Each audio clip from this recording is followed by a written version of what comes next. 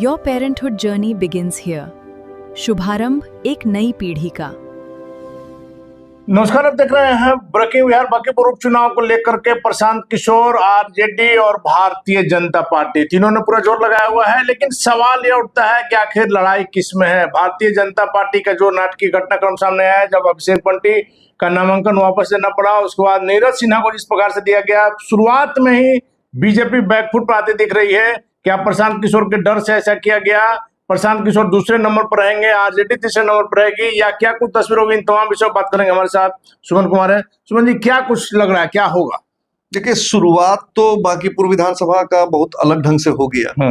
अलग टाइप मतलब तमाम नेताओं ने भी नहीं सोचा होगा कि एक विधानसभा के कार्यकर्ता के या नेता के नामांकन के लिए हमको 2-3 दिनों के अंदर में दोबारा फिर जाना, खास करके बीजेपी जैसी पार्टी से ऐसा बचकानी हरकत की कल्पना नहीं की जा सकती। नहीं, देखिए एक बात आप समझ लीजिए, बचकानी हरकत हम नहीं कहेंगे, लेकिन एक बात आप बिना सोचे समझे मैं उसको दूसरे शब्दों में तरीके से व्याख्या करना चाहूंगा कि भारतीय जनता पार्टी का इतिहास उठाकर आप देख लीजिए कि जब ये पार्टी विपक्ष में रहती है तो जितना संगठित रहती है, जितने इनके नेताओं के बीच में आपस में सामंजस्य अच्छा रहता है, उसकी मिसालें दी जाती है। लेकिन वही भारतीय जनता पार्टी जब सत्ता प्राप्त कर लेती है तो आपस में कई गुट बन जाते हैं। वही बात ना आखिर आ गया कि जब सत्ता में है तो आप प्रत्याशी तय कर दिए, आपने घोषणा कर दिया, नामांकन करा दिया, तमाम एनडीए के सहयोगी साथ में है और आपको पता ही नहीं है उसके पीछे क्या केस है, नहीं है क्या उसके बैकग्राउंड है। सबसे बड़ी बात कि आपके नेता लोग कहते हैं कि पारिवारिक कारण से। देखिए, अभिषेक बंटी ने कहा, सारी दुनिया समझ रही है कि पारिवारिक कारण,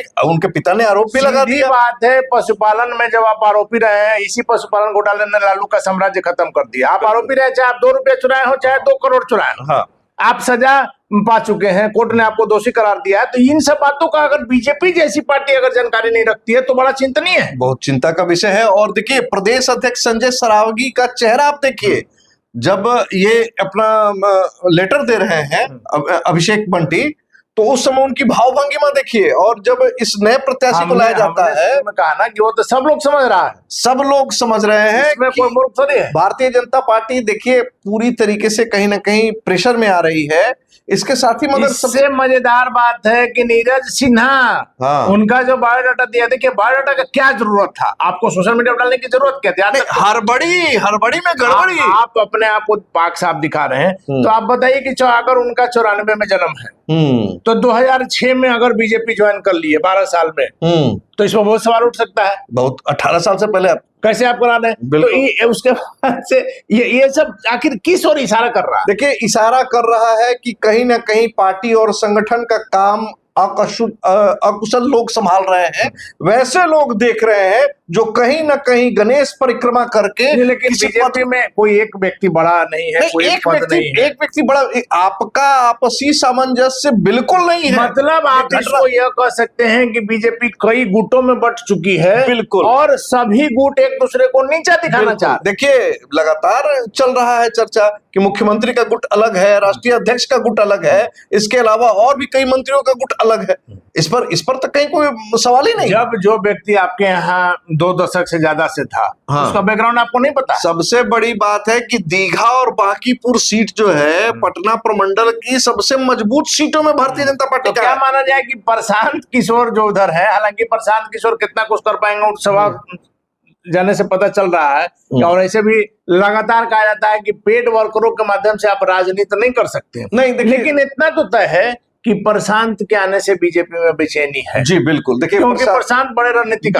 बिल्कुल, इसमें कहीं कोई दो मत नहीं है कि प्रशांत किशोर के आने से, देखिए आप सोशल मीडिया पर देखिएगा तो एक अलग माहौल सा बन गया है। कहीं ना कहीं भारतीय जनता पार्टी के मन में ये डर बैठ गया है। दूसरी बात की अगर प्रशांत किशोर की बात की जाए तो प्रशांत किशोर के आने के बाद से आरजेडी खेमा जो है, महागठबंधन का खेमा है, देखिए चिंता तो वहां भी है।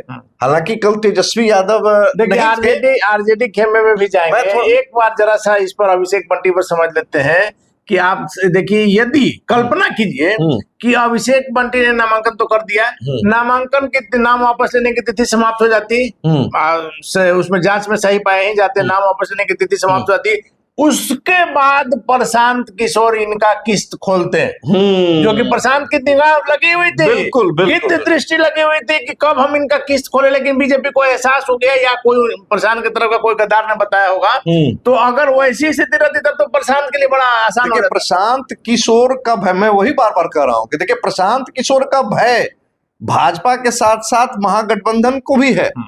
कल जिस प्रकार से मैं बता रहा था कि आरजेडी में जिस तरह का महागठबंधन के तमाम नेता पहुंचे हुए थे, हालांकि तेजस्वी यादव नहीं आए थे, लेकिन उनके तमाम नेता पहुंचे हुए थे और तमाम बार बार जब पत्रकारों के द्वारा ये पूछा जा रहा था कि देखिए कहा जा रहा है भाजपा के द्वारा कि नंबर 1 तो हम हैं, अब प्रशांत में और आरजेडी में लड़ाई है कि नंबर 2 और 3 2 नंबर के लिए 2 नंबर 2 और 3 कौन होगा। तो थोड़ा सा क्रोधित भी हो जाते थे उनके नेता, लेकिन हकीकत है, देखिए हम जनता को भी वही समझाना चाह रहे हैं कि आरजेडी पिछले 30 सालों से 1995 में, जैसा कि सभी को पता है कि 85 में रामानंद यादव निर्दलीय बांकीपुर से, हालांकि उस समय पट्टा पश्चिम बोला जाता था, और उसके बाद 90 में रामानंद यादव आए, तो उसके बाद से लगातार भारतीय जनता पार्टी का कब्जा है।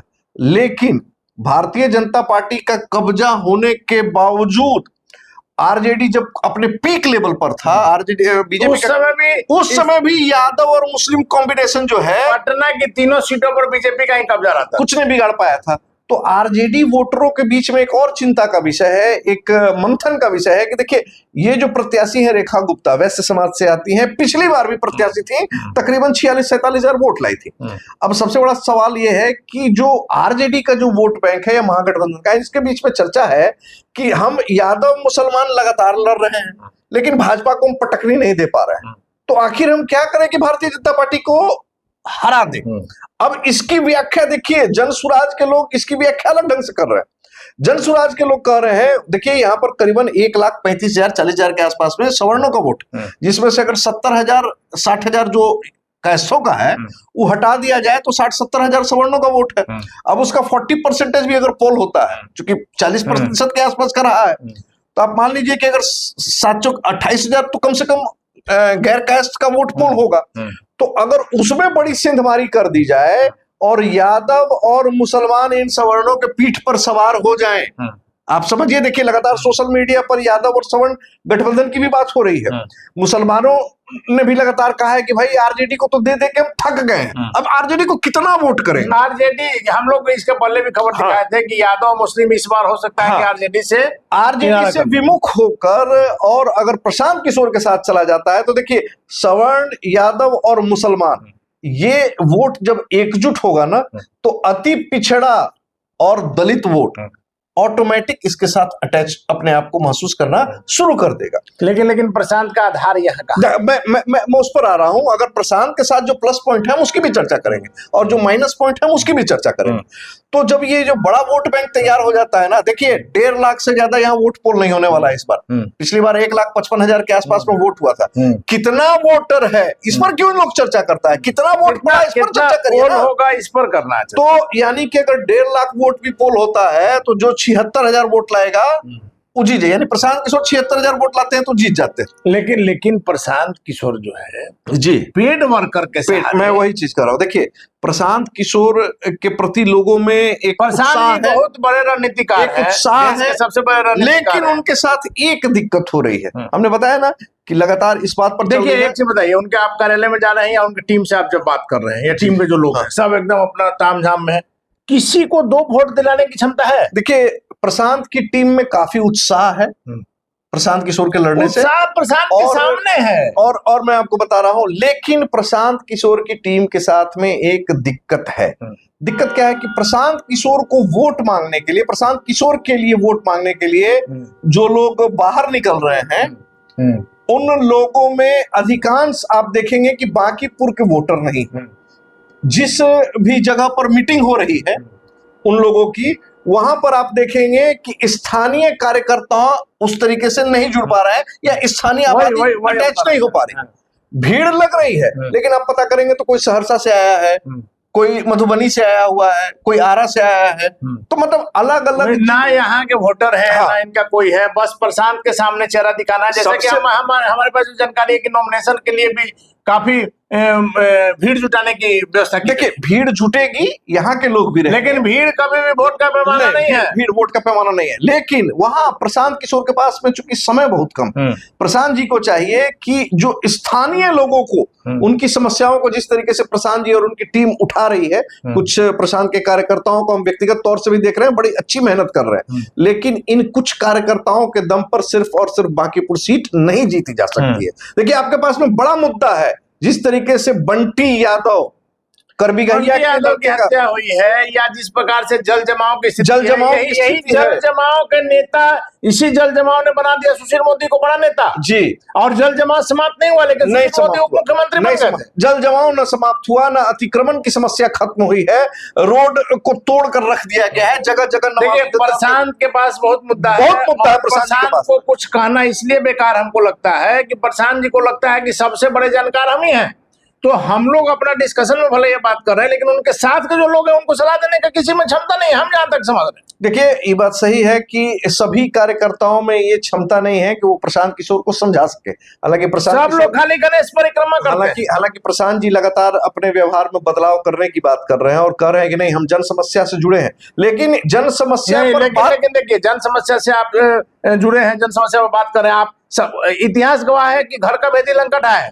आपके साथ के कई लोग, हालांकि बांकीपुर के नहीं है, अगल बगल, लेकिन उसका प्रभाव नहीं पड़ता है। कई लोग आपका इतना जबरदस्त विरोध कर रहे हैं। नहीं, कई लोग विरोध कर रहे हैं, लेकिन कई लोग, देखिए, आपके साथ के लोग, आपके साथ राजनीति है, जिन लोगों की महत्वाकांक्षा पूरी नहीं हुई वो लोग प्रशांत जी का विरोध कर रहे हैं। लेकिन देखिए, प्रशांत किशोर को समर्थन है, इसमें कहीं कोई दो मत नहीं है, और मुझे लगता है कि प्रशांत किशोर तेजी से जा रहे हैं। कम से कम जितना भी कोई आरोप लगा ले, तीसरे नंबर पर तो प्रशांत किशोर दूसरे नंबर पर आएंगे। नहीं, दूसरे नंबर पर भी अभी हम नहीं कहेंगे, पहले नंबर। देखिए, यहाँ इस बार बहुत कुछ उलट पहले नंबर पर आएंगे। नहीं, हम बिल्कुल ऐसा कुछ नहीं कहेंगे। तब क्या होगा? चुनाव के पहले हम आएंगे, लेकिन प्रशांत किशोर की स्पीड है, प्रशांत किशोर रफ्तार पकड़े हुए। निश्चित तौर पर प्रशांत किशोर रफ्तार पकड़े हुए। इन दिनों जो खास करके क्राइम जो बढ़ रहा है बिहार में, एक बड़ा मुद्दा है, और कई ऐसी घटनाएं सामने आ गई। बांकीपुर में खास करके ऐसी घटनाएं सामने आ गई। प्रशांत जी वहां गए भी थे।